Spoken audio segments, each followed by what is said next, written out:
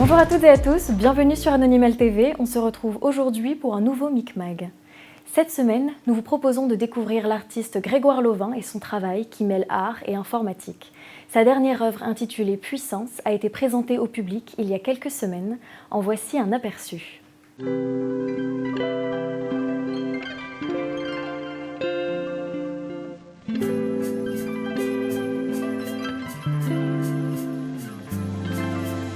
Après plusieurs mois passés en résidence au Lab Gamers, l'artiste-chercheur Grégoire Lovin a présenté sa dernière œuvre au public pour la première fois le 26 janvier dernier. Puissance est une machinerie complexe pensée sur le principe de réaction en chaîne qui mêle art, technologie et expérimentation sonore. Avec ce projet, l'artiste cherche à interroger et porter un regard critique sur notre société. Donc à la base c'était un dessin, c'est un croquis fait pour une publication. Mais parce que je fais beaucoup de dessins comme ça, de schémas, de choses un peu absurdes, d'idées réalisables ou pas. Et le challenge de la réalisation de cette pièce, c'était de faire passer ce dessin, de l'incarner dans une forme et dans une sculpture.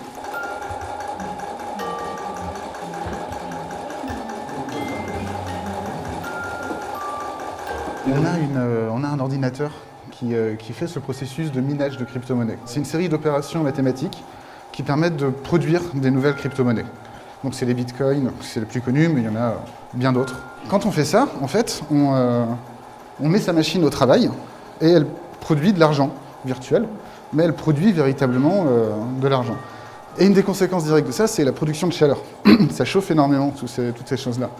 Et mon idée, c'était de récupérer cette chaleur qui est un déchet de ce processus de minage et d'utiliser un moteur d'un type particulier qui est un moteur Stirling qui est quelque chose qui existe depuis le 19e siècle, qui peut fonctionner avec de l'air chaud, donc transformer une chaleur résiduelle en mouvement mécanique.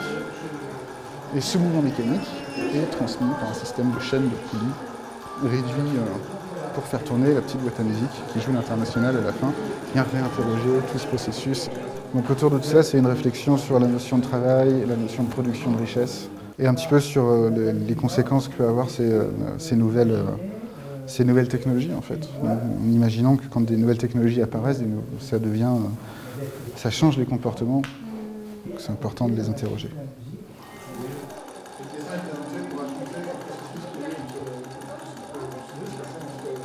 Ce qui m'a impressionné surtout, c'est toute l'énergie qui est produite là. Quand il est là et qu'il parle, c'est vraiment intéressant.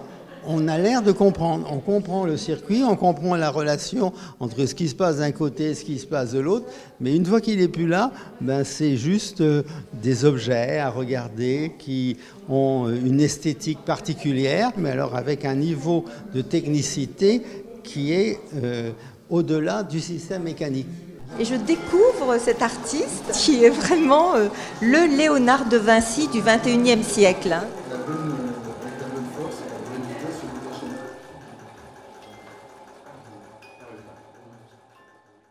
Nous avons reçu Grégoire Lovin sur notre plateau pour parler de son parcours, de son approche de l'art et échanger autour de son dernier projet.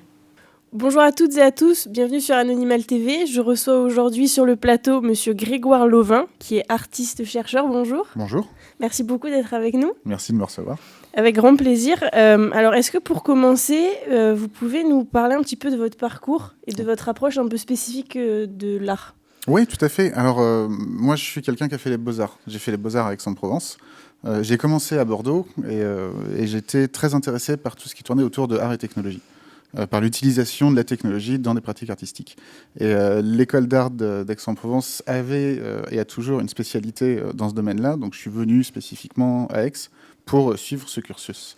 Et ça m'a amené à faire des rencontres, découvrir tout ça, voyager. J'ai passé mon diplôme, j'ai commencé à exposer, avoir une pratique qui tournait donc autour de art et technologie.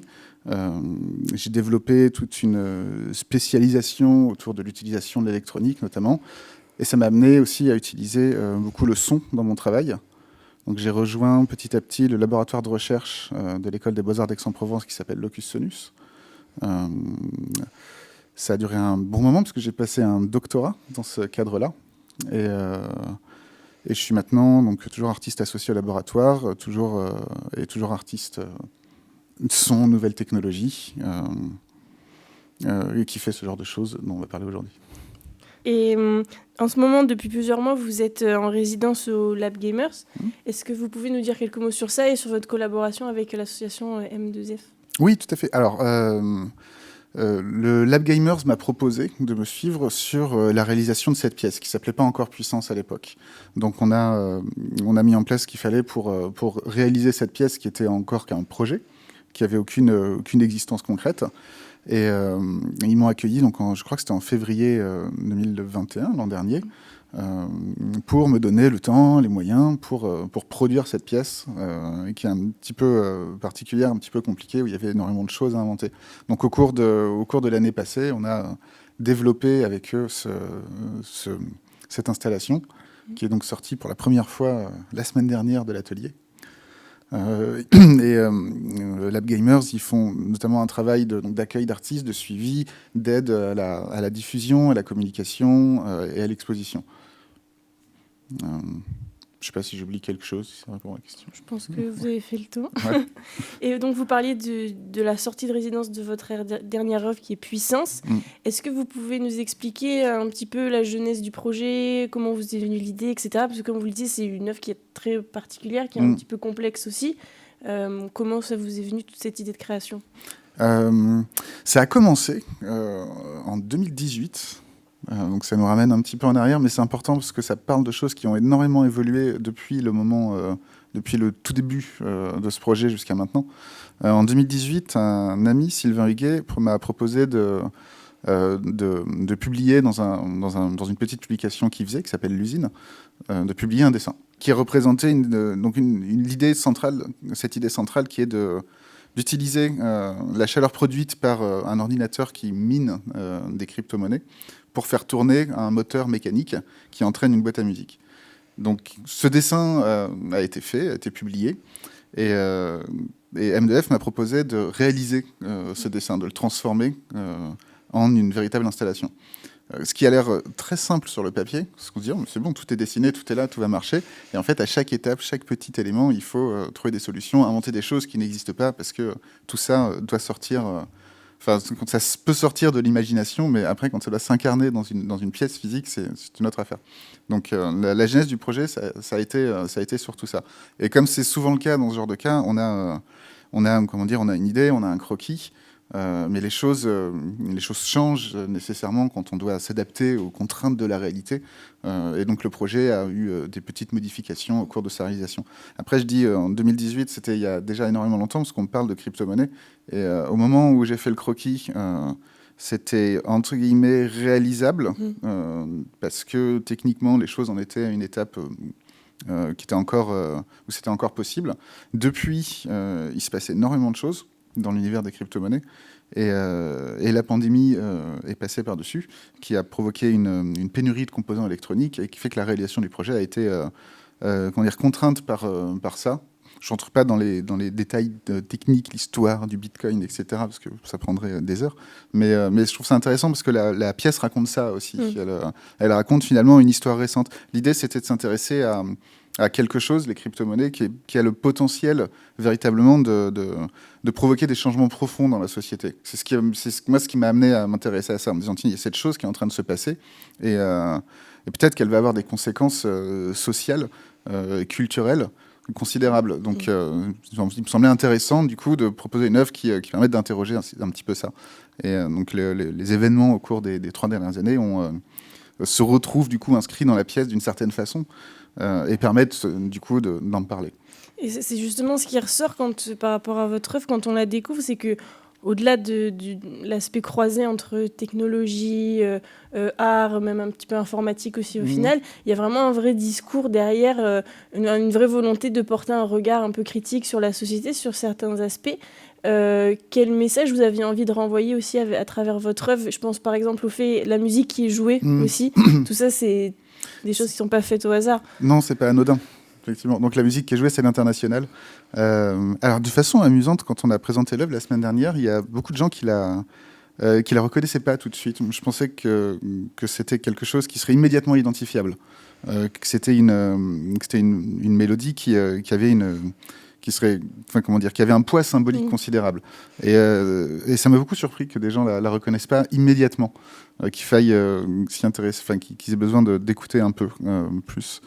Mais oui, effectivement, donc c'est quelque chose qui parle d'abord d'une part d'un moment donné, donc la première révolution industrielle, où la société a considérablement changé sous l'influence principalement d'une technologie qui était l'invention du moteur à vapeur, de la machine à vapeur, qui permettait d'un coup, soudainement, de produire beaucoup plus de travail au sens mécanique du terme, c'est-à-dire d'énergie cinétique.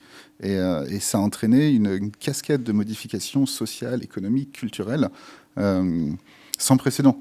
Et donc ça parle de ça, et ça parle en même temps du rapport des individus à ces modifications, et de l'appropriation ou de la réappropriation de cette puissance de travail.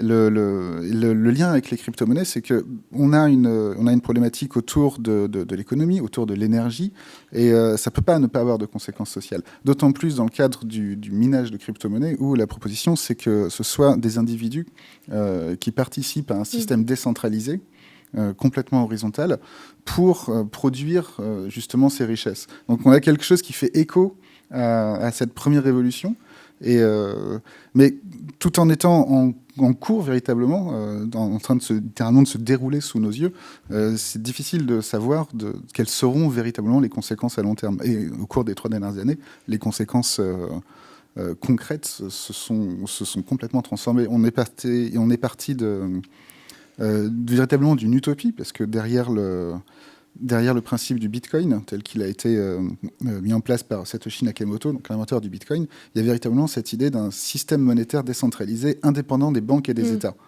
Et juste de dire, j'ai mis ça en place, ça change le monde, littéralement. Ça le renverse sur lui-même.